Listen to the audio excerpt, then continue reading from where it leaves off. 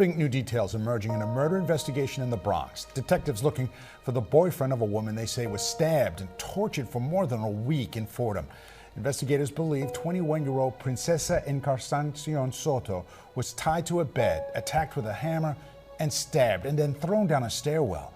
Meanwhile, the boyfriend's mother is under arrest and facing murder charges. 54-year-old Naida Jorge was arrested after detectives noticed a trail of blood coming from her apartment. Once inside, they say they found a bag of bloody clothes. July 23, 2025. Officers rushed to a Bronx apartment building after a frantic 911 call.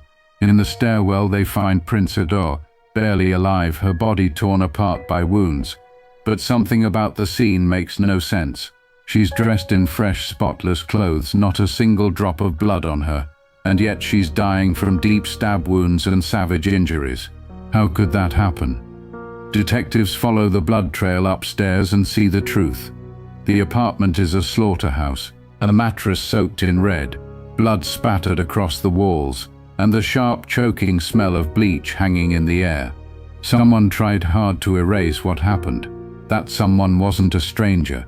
It wasn't even the killer. It was his own mother. She spent hours scrubbing her son's torture chamber while a young woman was bleeding out. But what she did next will leave you stunned. Before we go further into this case, drop a comment and tell me what state you're watching from. Crimes like this can happen anywhere, and knowing the signs might save someone's life. Welcome to Grave Kisses, where love rots, secrets scream, and the dead don't stay buried. Like, subscribe, and share, if you're not afraid to dig a little deeper. Princessa Encarnacion Soto was only 21 when her life ended in the most brutal way. She came from a Dominican family in Rhode Island, living with her mother, Josebel Soto. Her family remembers her as beautiful, kind-hearted, always looking for the good in people. She loved social media. Instagram was her favorite. That's where she first met Robert Strother. At first it was just likes and short messages. Then it became more. Robert seemed charming. He knew exactly what to say. After months of talking online, Princessa moved to the Bronx to be with him.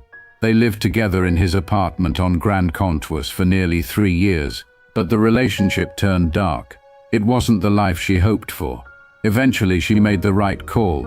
She left Robert and went back to Rhode Island, safe with her mother. But on July 11, 2025, she made the choice that would cost her everything. She went back to New York to give Robert one last chance. She didn't know that Robert Strother was a walking red flag. She thought their Instagram romance was real love, but the truth about Robert was darker, dangerous. Police records told the story. Robert had 22 domestic violence complaints against him. 22.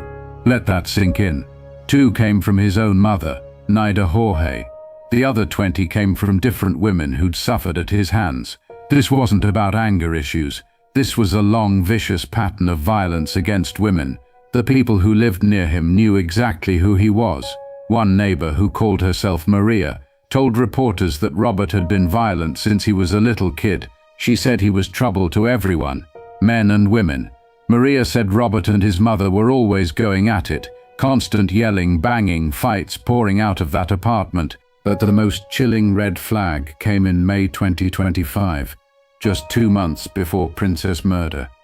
Robert called police and claimed that Princessa had been raped by a group of men on the building's roof. He sounded worried, like a caring boyfriend desperate to help. Police took it seriously. They investigated, and they found the truth. Robert was lying. The rape never happened. Detectives now believe he made up the story because the injuries from his abuse were so severe that Princessa needed medical care. He used the lie to cover for himself. That fake report should have set off alarms. It didn't. Instead, it let Robert keep abusing her while posing as the man who was protecting her.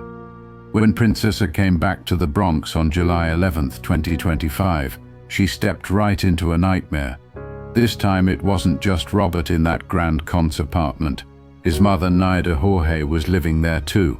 Now Princessa was trapped with 2 people who would soon turn on her. The apartment was foul.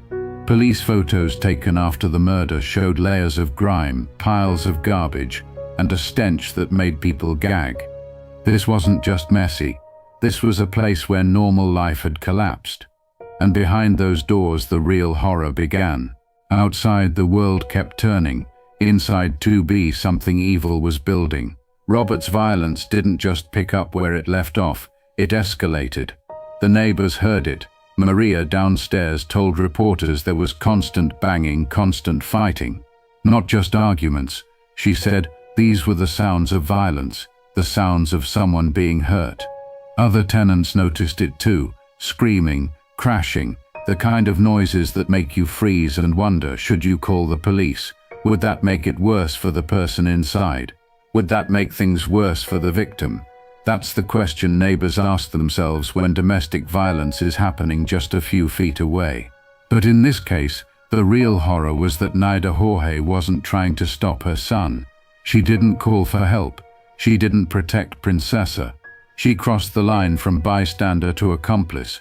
The one person who should have been a voice of reason stood by his side for 12 days. From July 11th to July 23rd, Princessa was trapped inside a house of horrors. Every day the abuse got worse. Every day her chances of survival slipped away. And every day Robert and his mother made choices that pushed this case toward one of the most brutal murders New York had seen in years. What happened in those final days is almost too sickening to put into words. Police Chief of Detectives Joseph Kenney said something that will chill you. The wounds themselves were inflicted for pain, not to kill. This wasn't quick. This was deliberate. It was torture designed to break her down piece by piece. Robert tied Princessa to the bed with bungee cords. She couldn't move. She couldn't run. She was completely helpless as he began his twisted game. For over a week he cut and beat her, always keeping her alive just enough so the pain could continue. Slice marks covered her thighs, her arms, her shoulders. He cut the bottoms of her feet so she couldn't walk. He even took a piece of her knuckle from one finger. Police say he beat her with a hammer. Her body was a map of bruises and broken bones. Some wounds were fresh, others were healing. It meant the abuse came in waves, hurt her, let her recover just enough, then hurt her again, a cycle with no end. The bedroom was straight out of a horror film. Blood soaked the mattress where she was tied. Blood splattered the walls. The smell was so strong officers had to leave the room to breathe. This wasn't just a crime scene, it was a torture chamber, and Naida knew it. She lived in the same apartment. She heard the screams. She smelled the blood. She saw her son walking out of that room with another person's blood on him. She did nothing to stop it. In fact, she went further.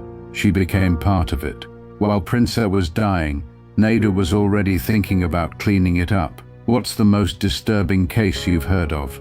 Let me know in the comments, because this story gets even darker. On July 23rd, Robert pushed it too far. Princessa's body couldn't take another minute. She was gone. Most people would expect a mother to call 911, to turn away in horror, to refuse to help cover up her own son's crime. But Naida Jorge isn't most people. She became his partner in one of the most disturbing cover-ups imaginable. She grabbed bottles of bleach and started scrubbing the apartment. The smell was so sharp it burned the noses of officers when they arrived. She wasn't just cleaning, she was trying to erase every sign of Princessa's suffering. But she didn't stop there. Naida took Princessa's blood-soaked clothes off and dressed her in fresh, spotless clothing. No blood, no stains. Think about that. Handling the body of a young woman her son had just tortured, and worrying about how the clothes looked. Then she gathered the rest of the evidence, sheets drenched in blood, Princessa's original clothes, cleaning supplies, anything that could link them to the killing. She stuffed it all into black garbage bags and hauled them down to the building's boiler room, hoping no one would ever find them. The most chilling part of the cover-up was what Naida did with Princessa's body. She didn't leave her where she died. She dragged or carried her out of the apartment and into the stairwell.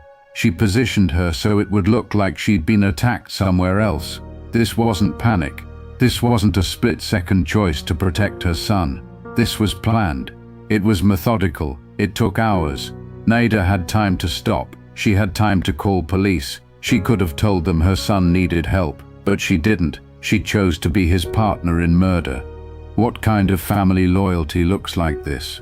Naida had filed domestic violence complaints against Robert before. She knew exactly how dangerous he was. She'd seen him hurt other women, but when the choice came between justice for Princessa and protecting her son, she chose him. This wasn't a mother's love gone wrong. This was a decision. His freedom mattered more than her life. She didn't see a victim who deserved justice. She saw a problem that needed cleaning up.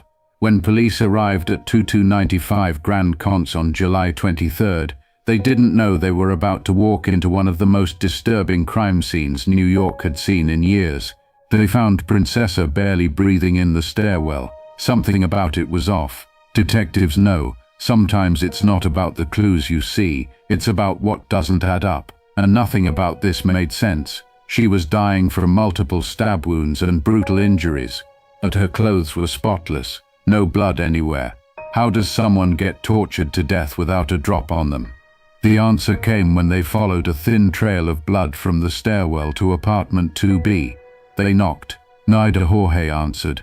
At first she claimed she didn't know Princessa, but when police asked to search the apartment, her story fell apart. Inside they found the truth. Blood soaked the mattress where Princessa had been tied. Blood splattered the walls. The air reeked of bleach. Someone had scrubbed hard to erase what happened. In the boiler room they found the black garbage bags. Bloody clothes, sheets, cleaning supplies. The evidence was undeniable.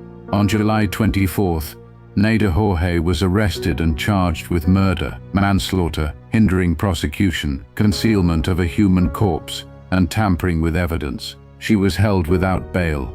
The judge called her a flight risk and a danger to the community. Meanwhile, Robert Strother was caught on security cameras leaving the building. He's still on the run. Warrants are out, but he's managed to disappear.